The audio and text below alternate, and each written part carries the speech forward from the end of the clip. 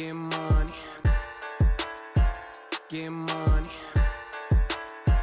get money. This that gangsta shit that you was missing, you was loving it. I still think that I can make $1 million on Cumberland. I ain't got my Draco, bitch, this glizzy got a drum in it. Ask about the north side of Chicago, bitch, we running it. Family in the dope game, bitch, I just brought my little cousin in. Ask about the paper, boy, you tripping, money doubling. Hi guys, thank you so much for tuning back into my channel. Thank you so much for all the comments and all the nice things again that you guys said about my last video. I want to apologize. It's taken a few weeks. I've been trying to record at work a little bit, and for some reason it's just been so chaotic and I've been so busy. We had a few VIP parties and some events, and every time that I tried to record even a little bit, I had one of the girls constantly come up and ask me questions or say something, or the radio going off. I have to get to the kitchen, I have to get to the floor. So I wasn't able to record. I just wasn't able to concentrate. So I said, you know what? For the first time, I'm just gonna have to record here at home and give you guys a little bit of content. I know that you guys have been waiting for some stories, but today's video is gonna be about the type of ways that dancers can get lost while working in the strip club. So one of the first ways that a dancer can get lost while working at the strip club is alcohol.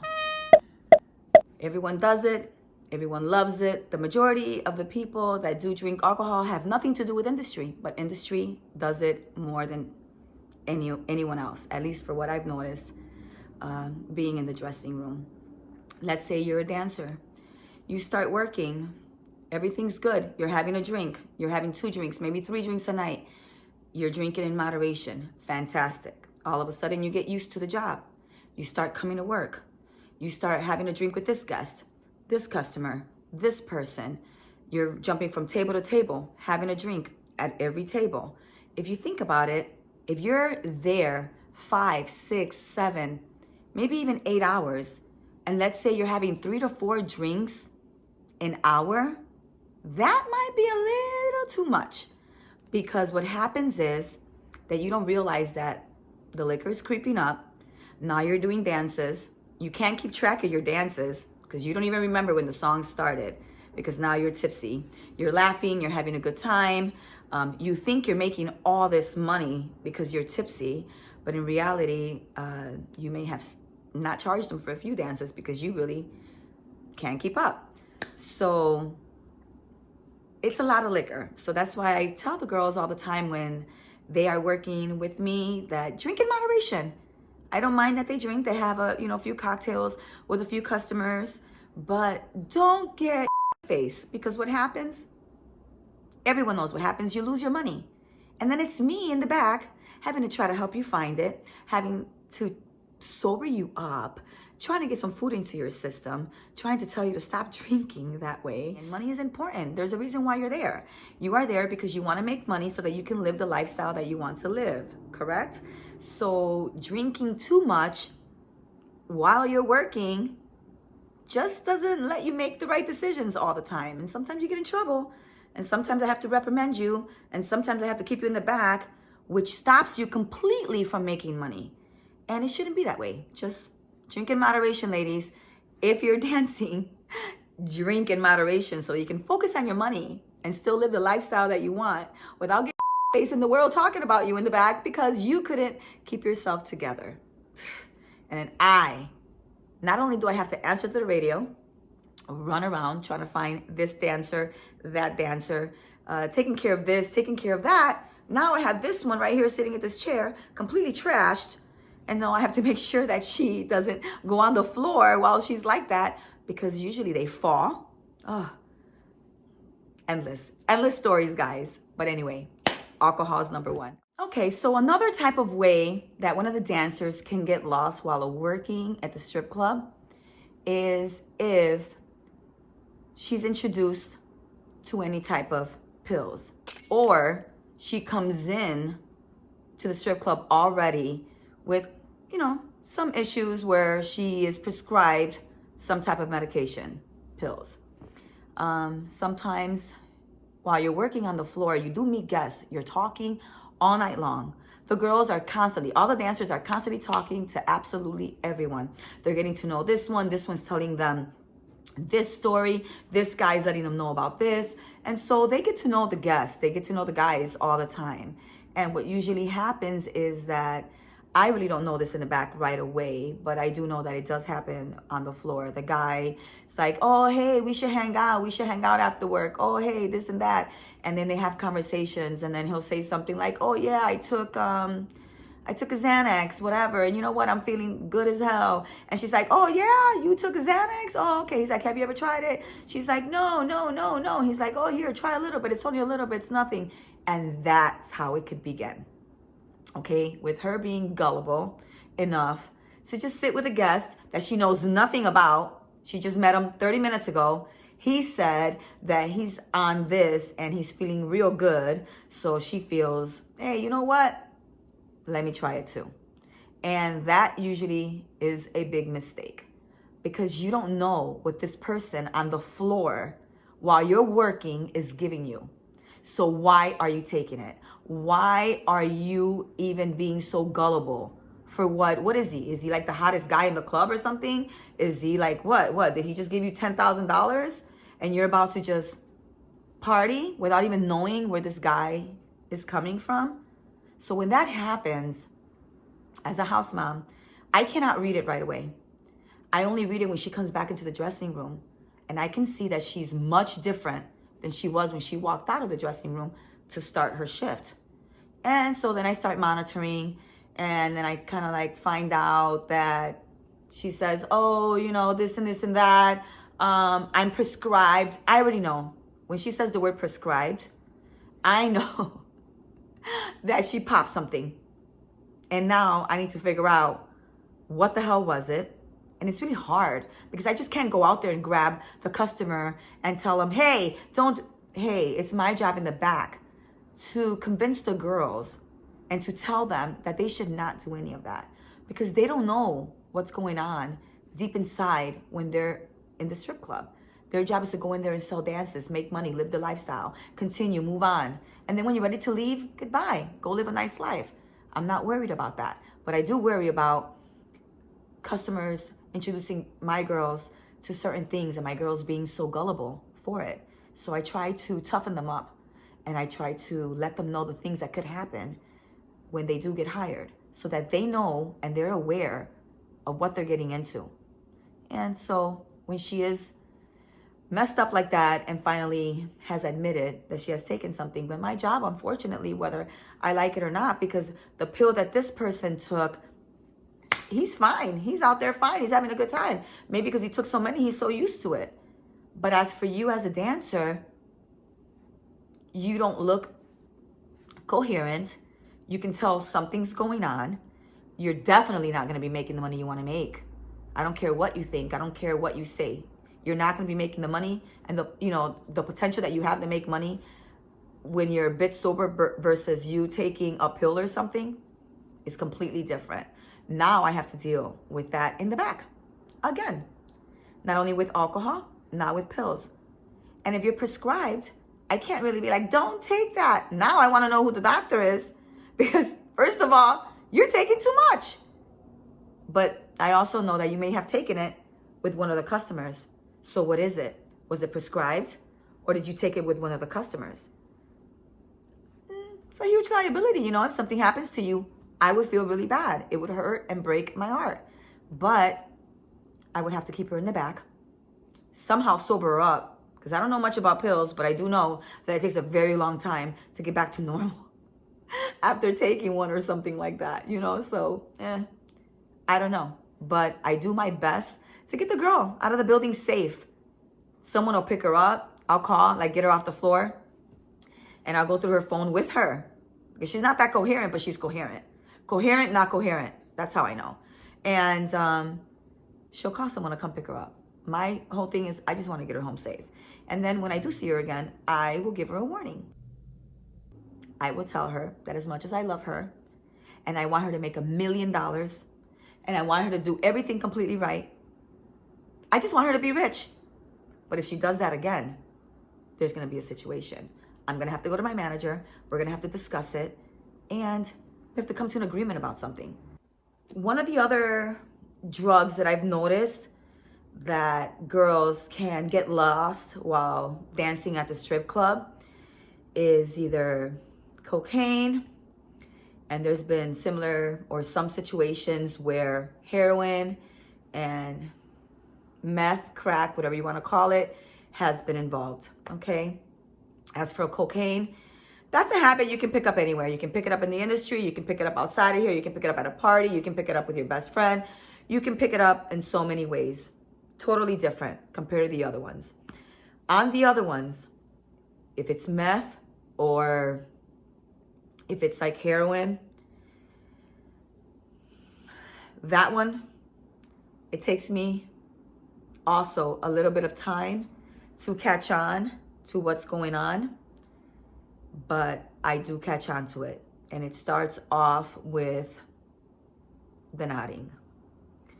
If you are on something as strong as heroin and you came into work at the strip club and I, didn't see it right away, because sometimes it's undetectable.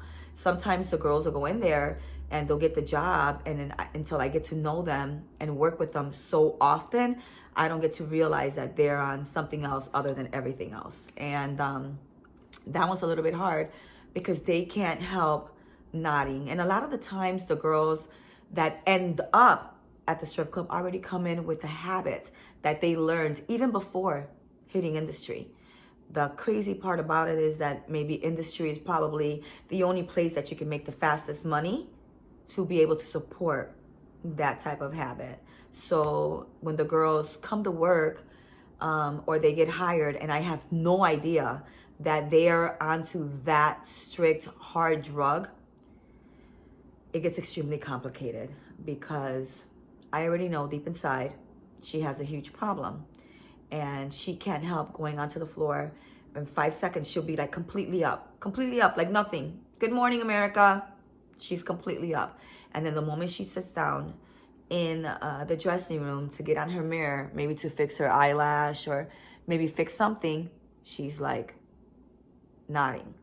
And I already know by that and by watching her and monitoring her and observing her, I already know that she's doing something completely different. So when that happens, and we do get a girl that is under that type of influence, it's really hard for her to not get in trouble because she can't really function.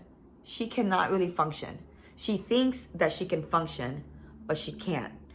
She's missing stage. All of a sudden, she can't make stage. She's nodding and falling asleep in the back. She's nodding while she's smoking a cigarette. She's nodding while she's even in a conversation on the phone with someone. So, many industries are, I don't want to say that they're okay with it, but they tolerate it. It's really hard for me as a house mom to tolerate that because she can be the reason why other girls can be convinced to do the same thing. And no, we're not going to do that. So I will tell her that maybe she should focus on getting better and getting help before coming back into industry to, get herself together the right way and maybe build herself a future. Unfortunately, out of all the drugs that I've known that many people have taken, the last two being the meth, crack, and last three, the meth, the crack, and the heroin are probably the hardest to get back up from. And so it just makes it really complicated to have someone like that in a structured club. Stay away from that shit. You never know when they creep up, and then all of a sudden, you don't even know what's going on. But it's harder for the house mom because she has to keep it together in the back while this person, this dancer, is on something and who knows what, and I don't even know. It's really hard to catch up to that. So safety is everything. Getting her home is number one. After that, I'll yell at her if I have to. But for right now, the shift has to run smooth. I have to make sure that all the girls are on the floor. I have to make sure that I answer this little radio that I'm constantly wearing at work, and making sure this one doesn't go on the floor. Again, another chair with her there.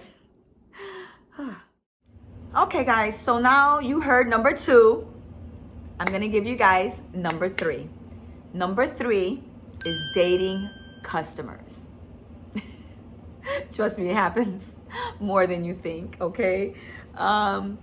You know, you're a dancer, you're there, you're working, you know, you're working 2 shifts a week, sometimes 3 shifts, then you'll up it up a bit, you'll do 4 shifts, you'll do 5 shifts, you'll do 6 shifts, and as you're working, you know, you get to meet people, and people that constantly go there, that constantly visit that type of environment. So for some reason, they blend in. They kind of come to become someone that you even share your issues with, and he shares with you. So you kind of grow like this customer dancer bond. They know who you are. When they get there, they'll get a few dances, and then they'll go get a few dances with someone else. And you know, he's somewhat of a, sometimes maybe a regular guest, sometimes he's not, but you're not gonna know that because you just started dancing. So you just know that you just saw a new face, and you're getting to know a new face. And he knows that he's been there 25,000 times, so he knows that you're new, so he just wants to get to know you. And so that's what opens up this whole communication, friendship, industry, whatever you want to call it. Sometimes the girls, unfortunately, it happens in all the clubs and in many clubs, you know, that there'll be some customers. There'll be customers there. They get to know them. They share so much with them while they're on the floor, while doing doing dances for them. Somehow the customer persuades them to, let's hang out outside of here. Let's go out to eat. Let's, I don't know, maybe do a little shopping, maybe go get a purse. And when you mention purse, my girls are about to just, let's go. But I, as a house mom, in the back, tell them otherwise. Because as a customer, for them, they're there to have a good time. And they're there to meet women. That's why they go there. And if you give them the chance and the thought that they can maybe even date you outside of there, they'll pull up whatever they have to pull up, including the purse, so that you're convinced that they're legit, that maybe they would be your all and everything, and they can probably date you outside of there. So dating customers, unfortunately, is one of them that gets me upset, because when they do that, I always don't know. It takes me a while to catch on. And it's usually because someone else told me that this particular dancer is now dating this customer, that she probably thought he was like this millionaire, gonna take care of her, gonna do everything for her. But he's there so often, he's probably offered every girl the same thing. But the difference is that she fell for it. The others didn't. She did. So it becomes an issue, because what happens is that she starts getting upset that he's there while she's working. Well, what do you expect?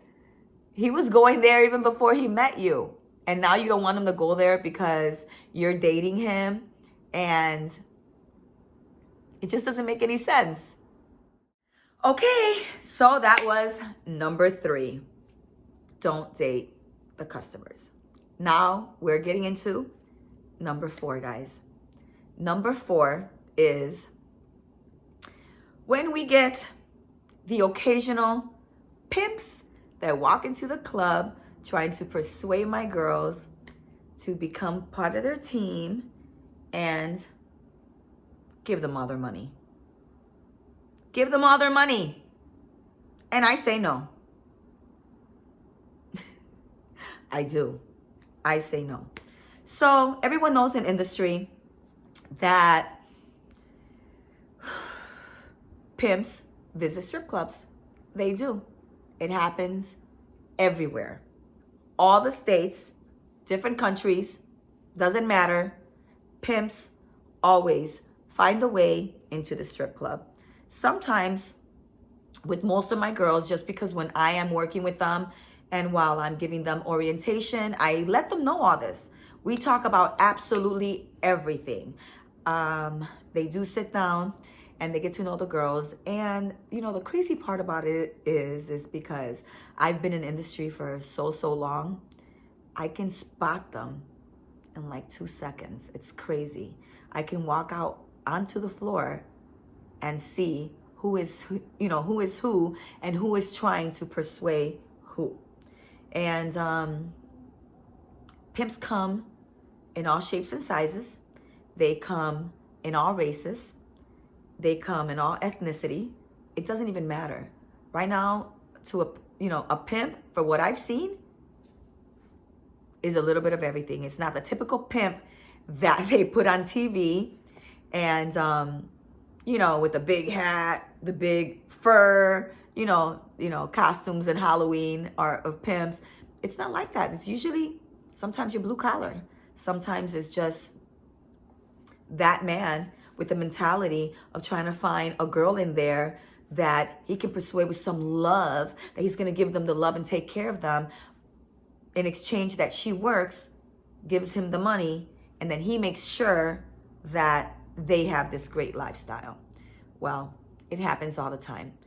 It happens all the time. They enter absolutely in every strip club. And sometimes, even though I can tell my girls a million times not to, sometimes this pimp is fine as hell. Fine as hell. So my girls, oh, he's so cute. He's so fine. Mom, he's so fine.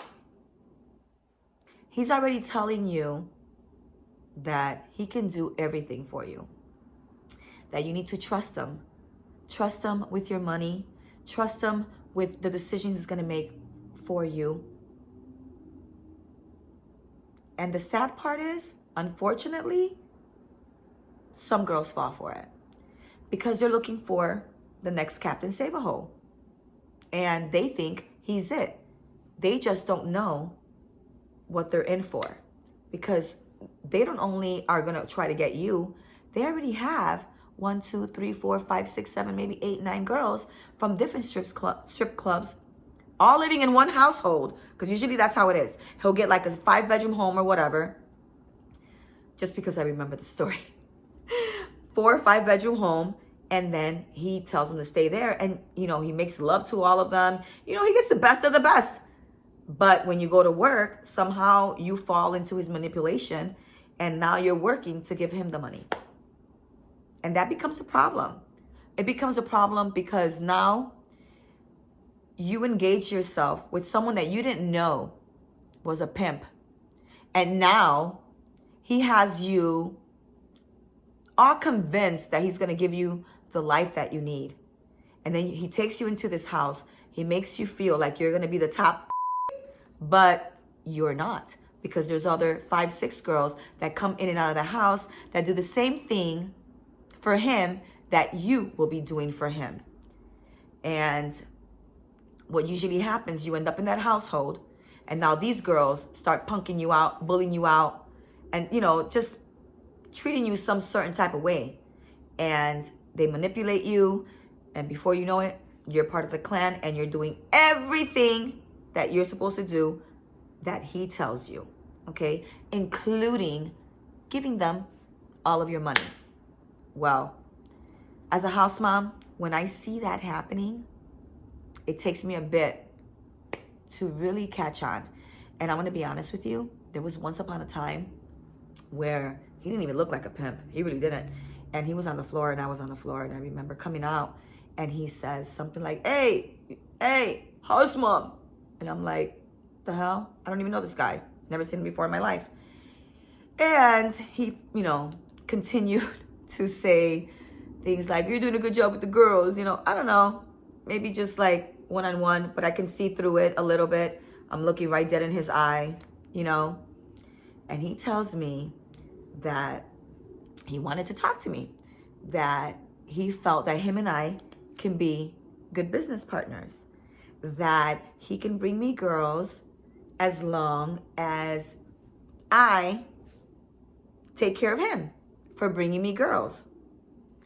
And I'm looking at him and I'm like, excuse me? And he said, yeah, you know, like we help each other. We're almost in the same type of game.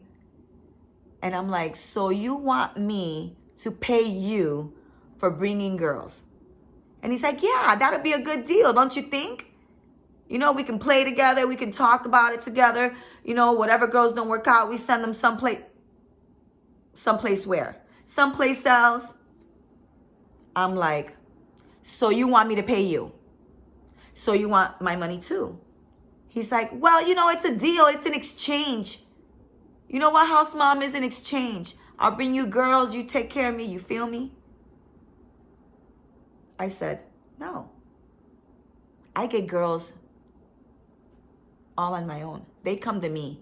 I don't go to no one's house, knocking on anyone's door, talking about, hey, you're the next stripper. And you know what? You can make a lot of money because you remind me of straight out from an episode of Little House on the Prairie, girl. I don't do that. These girls come to the club on their own. And this pimp asking me to team up with him, is he crazy? I couldn't believe it. Even though here and there, I see them, you know, and I see him in the industry here and there. We just nod heads together. But no, I don't play that. And I make sure in the back as a house mom that I let the girls know what the pimps will say to try to wheel them in so that they can be part of this so-called team. But I don't call it a team if you got to give them all your damn money. How about this? How about you give me all your money, Mr. Pimp? That's how I look at it. And it's crazy as hell. But what? You want me to give you all my money for what? So that you can buy me the things that I need when I can do it on my own? So look out for that, ladies. Be independent, not codependent. Because a pimp is not a way to go. And it happens a lot in many places. And if by chance there are girls out there that do have a pimp, I don't know the situation. I don't know. Maybe they just don't get hired in any strip club. So now this pimp is the only one that can get her the money and the job that she can outside, you know, in her real world. But all I can do is speak from what is happening in my world. And if I want the girls to come out okay, I'm not okay with them giving all their money to the pimp. I am not okay with that. Because I feel as independent women, you should be able to take care of your own money, okay? So, the same way I tell you say no to other things, say no to that hot-looking pimp that's gonna take your shit. Say no, all right?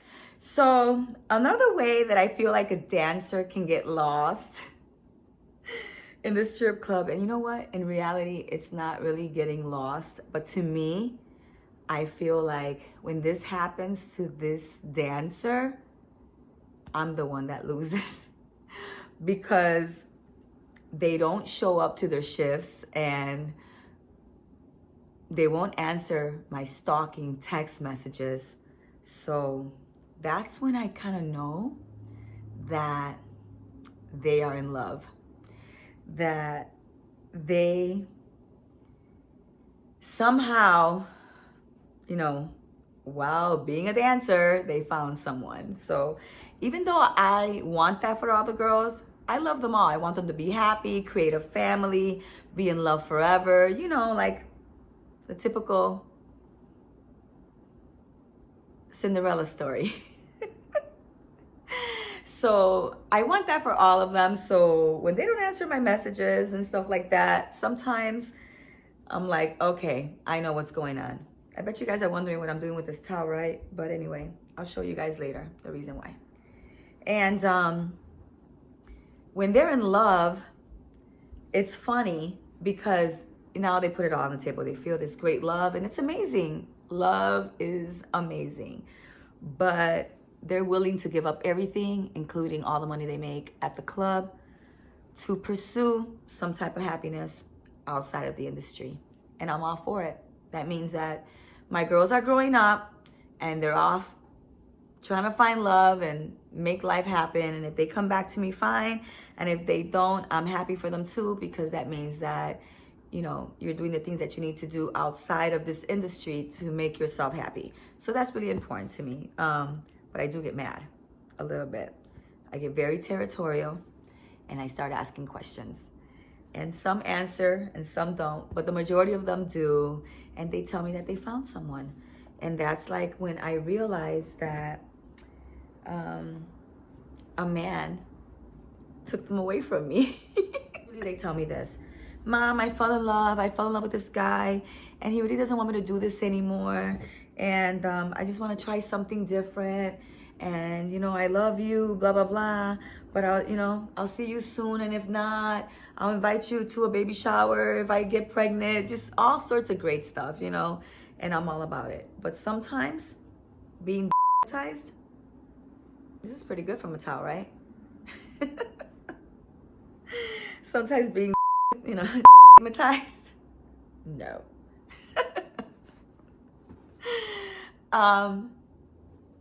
Works out for them. And that's when I've lost, you know, and I let them move on. And if one day they want to come back and try to re-audition and meet the standards and, you know, whatever's needed to be in the club, then I'm all for it. But other than that, I mean, when they get eyes and, you know, their whole life is just full of straight action, there's nothing I can do, because that's life. Okay, guys, I think I've given you enough content. I've spoken about so many things. I really hope that you like absolutely everything I had to say about all the types of way dancers can get lost while working at a strip club. And stay tuned for my next video. Again, thank you for your patience. Thank you for all the great comments. Trust me when I tell you, this is a very unique job. It's a job that can't be done by everyone, but somehow I fit the shoe, and I do love it. And I hope you tune in. I have so many other things and so many other stories to tell you guys. Do not forget to like, subscribe. Thank you so much for listening, and we're gonna talk soon. Bye.